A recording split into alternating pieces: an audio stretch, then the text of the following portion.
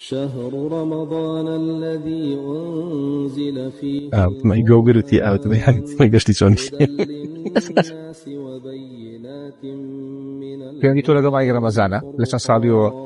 لبيت الرجوع أجني يأخذ له 8 تقريبا دوام الصيام الصادية دهنا فراهم بالرجوع الحمد لله ديارينا كباداشتكي إن جوري پاداشتكي بقت جوري الله جوري شوف شارك ليه كيف صعبنا كاسكي خلاص زود بارك كاتو واسكي بشاري زود صادرو يعني رنجا تيكين شو هات بك والله بيتو أني والله مش دعوته أشتي بسر قوما هاتو بيجروا عجائب نية رجوع تعطي ملا قبول لا ماني بيروزي رمضان أين لقال شغل ما وصل أين يعني كان يهرم كردستان وشاري سماني فهم خوشة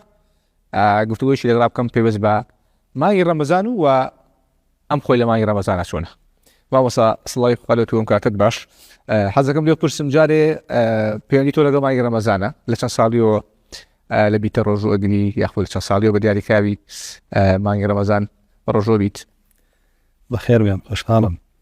بسم الله الرحمن الرحيم الحمد لله رب العالمين الصلاة والسلام على حبيبنا محمد وعلى آله وصحبه أجمعين ببيرم بي إما وقتي خوي هم كمال ما مصاي عيني باش هبو كنزيه ونلعن وهم كسكاري شمان لو أنا ننكم قا لي خوجبه هاني دايم ورمضان إما ربتك البيوي وزور جار بارشي وان خوي هل يسانين وعلى فعل خوي عداينين چونکە ئێمە خۆمانە مازانی دایک و باوکەها بەزەی بە مناڵایەتەوە لە هەڵی مسێن دزاوانە ئیتر ئەپاڕاینەوە لە نانخوان هەمان توخواتەوە هەڵماسێنەوەوانە ئیژەهاو هەڵیێسانین و بەجێ برینە فاڵ خۆی سەرەتا با بڵێن ڕەبتەکەمان بە ڕەمەزانەوە ئاوا بوو بەس دواتر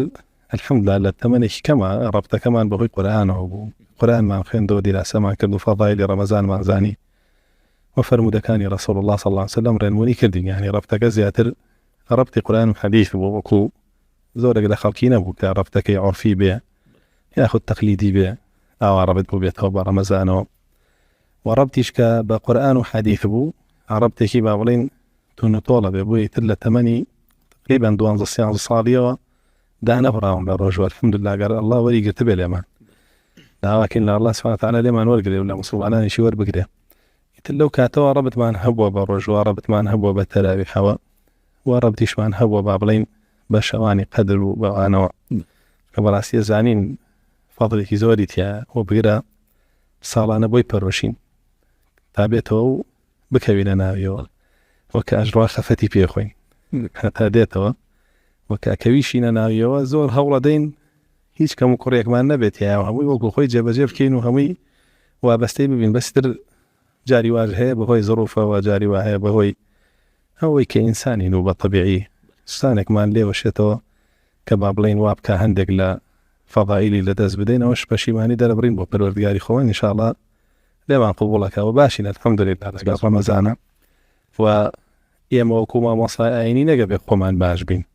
بس خلقيش باشكين لقب رمضان أو يسميكم بسالي شديك بو جناب ما مصا بو جناب رمضاني يستاك سرقالي وكاروباري مزقوت وبيرجنوجي وتراويح ياخذ الصلاني رابردو كرنگ التزاماتي شي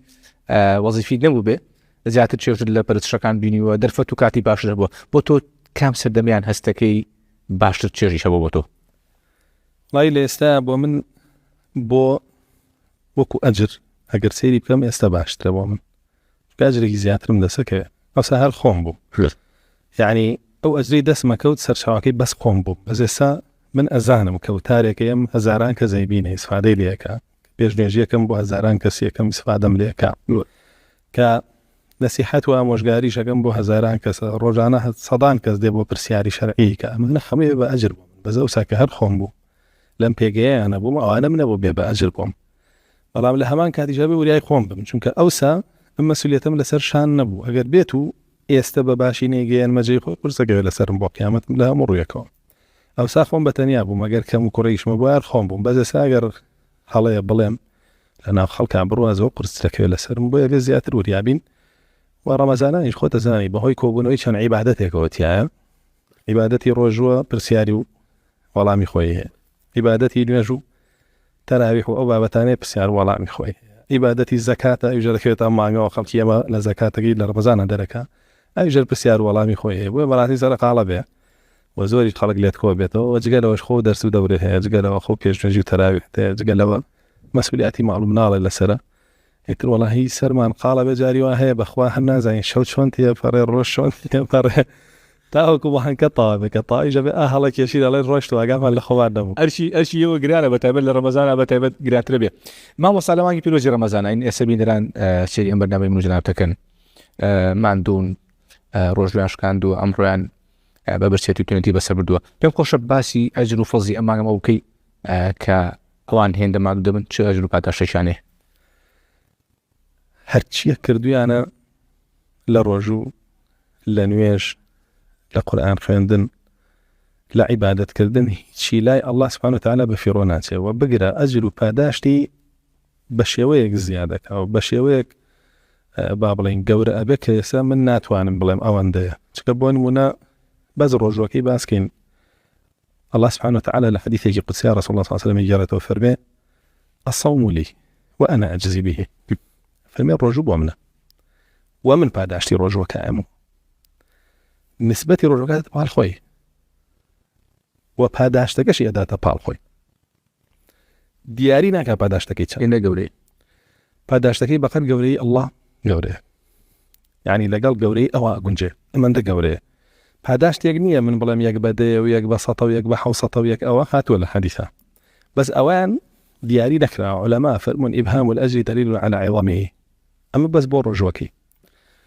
هەر بۆ ڕۆژوەکەی رسول الله صلى الله عليه وسلم فرمي من صام رمضان إيمانا واحتسابا غفر له ما تقدم من ذنبه أو رمضان بقرة إيمانت بيه هبك إيش قال الركن كان إسلام والله فرزي كدولة سري وتشاوري باداش بس الله بريعيتي مشى حوتها وأنا كان سرعته رمضان إلى رمضان كفارة لما بينهم كفارة بين إخوانا دواتنا فرمي من قام رمضان إيمانا واحتسابا غفر له ما تقدم من ذنبه أوي تراويح كاني بفيرونا إيماني بي هبك ونواجه ركنك إسلام وحسابي أجرك شبكالا الله بوري أي نبي وتيكينا على أخوي أولا تاوانا كان يراب اليوم يقوش دواتنا فرمي من قام ليلة القدر أوي للشواني قدر بمينته عبادتك غفر له ما تقدم من ذنبه هموش يودو مرجب وهنا وإيمان ويحتساب أمهم فضل أجر دس أو إنسان أكبر براسي يعني حقيقيتك مندوبونك إلى بيرشته وهرچند دخوي مندوبك بكمي بزانه شكون براسي كاتك بيني إنسانك كاركي دنياية قريتا أستوي خوي ككابرا كاركي بي أدا على أم برا باريد أدميك برا باريكي قورو الزورة لأنجام دانيا وكاريا سيركي الزور بشوق الزوف وماندو يتي هدنا ناسه كاركا أنجامها بيو برا بار زورة ورقريه تو أمان دا أجرد هاي لسر رمضان وبرا كردني بوشي ويا كي ترك حسابنا أكري بويا براسي حقا ماندوبوني دا بيرشاو بكذا بوجلك همو حولك أوابك بتايبتر لك لحمويان قرنكتر لرمضان درشي دوم التقيبي من دوشتی ترم ماوە پێشکۆتا پرسیار پێم خۆشە بینەرەکانمان ئەمڕۆ وەکو باسواکەم ماندوو بوون پاچش لەوە کرد ئەم مانگی پرسیارکردنە ئێجا باشێکی پێکەنی شتێکین تۆ چ پرسیارێک لێکێ ساڵانە کە هەستێکی هەڵە زۆر دووبارەیەکاتەوە هەستێکی پرسیاری زۆر سادر و یعنی ڕەنگە پێکەنیش دەهات بێکە وەڵامی بیتوانی وەڵامیشت داوەتەوە ئەگەر شتێ بەسەر خۆمە هاتووە بیگەڕەوە عەجایب لێیە ڕەمەزانێکیان لێرەیە باسی سەرفیترەمە کرد ساعات ونيوه چی لسر سرفیتره هاتووە لە ئايات و ئەحادیث و قسەی زانایان و هەموویم هێنا و جوان دامڕشت لە سەر چی تەرکیزم کۆ کردبووەوە لەسەر ئەو پرسیارەی خەڵکی بە پارە بیەم یا بخواردن من هات مەسەرەوە سنە دوایە بە خواردن بیەی بەڵام بە پارە بی دروستە ئەم ئاخر قسەی من بوو ساعات ونیوێکی ڕەق قسەم کرد هەستامەوە بڕۆمە دەرەوە دوای تەراویح بوو دانێک هاتە بەردەم وتی هەوەسات بڵێ وتی سەرفیترە چۆن بین بێ زەحمەت دمێسە هاتی تی نەوەڵا تمەی لە وەختەوە لێرە بووی وتی ئاو تمەی گەوگر وتی ئاو تمەی هەنی گەشتی چۆن دووبارەی کردەوە ساکن دۆزایی چی بگەوتی چی تو سەیری لایفەکە گەڕەوە ئەفزاربە و قورئانە بە لایف کردو بیارەوە لە فەیسبووکە جواب پیانەوە یعنی زۆرترین پرسیاری خەڵک ئەمەیە بە تایبەتی تر لە بەرکە بەرەو 15 کۆتایی ئەڕۆین هەمووی ئەم پرسیارەیە سوبحان الله بە پارە بینی یا بە خواردن بە پارە بی کاکە ئەوانەشی وتویانە بە خواردن فەرزە بینی یا تۆ بە پارە بی قبول نییە يعني بە پارەش قبوڵە بەڵام تۆ خواردنەکە باشترە چونکە حەدیثەکە خواردەکاتەوە ئیتر ئەمە پرسیارێکی زۆر عەجیبە ئەنجا دیفەتی شەدا بێ هەموو ساڵێ لەسەرەمە خەڵکێ بێ بەدل بەشەوە بە مامۆسای ئاینی و بە خەڵکیشەوە ئەم جوابیەوەتەوە پێویستیش ناکات چەند ساڵە ڕەحمەت لێبێتەوە هەر ئەوەیە يعني ئەو بابەتە بەڕاستی يعني حەقەیتر ئینسان ڕۆشنبیری هەبێ لە ئاسیا و تۆزێ دەسی لێ بکێشێتەوە وانە خۆی پێ مەشغوڵ نەکە وەیتر هەنێ پرسیاری ڕۆتینیش هەیە لەسەر ڕۆژ و ئەوە دەسم کرد بە دەمما و ئەوە تفم قوتدا و ئەوە بەغەڵەت ئاوم خوارد و بەغەڵەت خواردنم خوارد و ئەوە لە دەم دەرچوو جوێنێکم ماو ئەوە درۆیەکم کرد و ڕۆژەکەم شکاو ئەم بابەتانە هەیە کەوانە هیچی ڕۆژوو ناشکێنێ مامۆستا خۆشحاڵ بووین ئەمڕۆ باز بۆ دەرفەتەوە پایگەڵی شەڵا نوێژ و ڕۆژی ئێمە و ئێوەش و بینەرایش قوڵکە